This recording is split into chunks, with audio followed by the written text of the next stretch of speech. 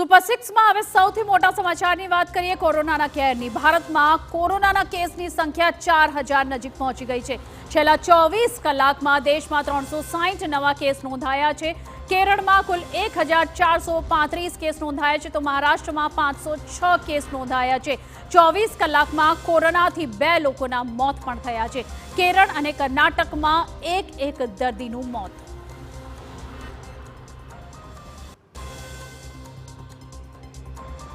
અમદાવાદ શહેરમાં કોરોનાનો કહેર યથાવત છે। કોરોનાથી 2 લોકોના મોત નિપજ્યા છે। દાણી લીમડાથી 47 વર્ષીય મહિલાનું સારવાર દરમિયાન મોત થયું છે। અન્ય 18 વર્ષીય કોરોના પોઝિટિવ યુવતીનું પણ મોત થયું છે। બંને દર્દી એલજી હોસ્પિટલમાં લઈ રહ્યા હતા સારવાર।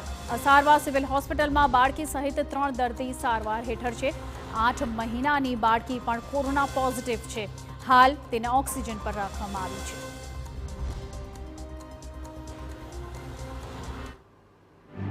જે બાળકી દાખલ છે એની પરિસ્થિતિ રિલેટિવલી સ્ટેબલ છે। ડિટોરેટ એટલે કે ખરાબ પરિસ્થિતિ નથી થઈ અને સુધારો પણ હમણાં નથી, એટલે કે એ બાળકી ઓક્સિજન પર છે। જેમ પહેલાં કહ્યું પ્રમાણે ઘણી બધી કોમોર્બિડિટીઝ, હૃદયમાં કાણું છે, ડાઉન સિન્ડ્રોમ છે, બીજા બધા મલ્ટિપલ એસોસિએટેડ ઇસ્યુઝ છે, એની સામે બાળકીના માટે ડૉક્ટર્સની ટીમ સઘન મહેનત કરી રહી છે અને આશા રાખીએ એ પણ ધીરે ધીરે સ્વસ્થ થાય।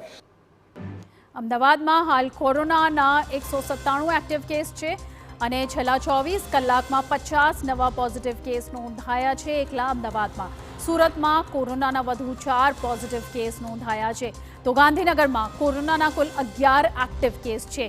રાજકોટની વાત કરીએ તો 44 પર પહોંચ્યો છે એક્ટિવ કેસનો આંક।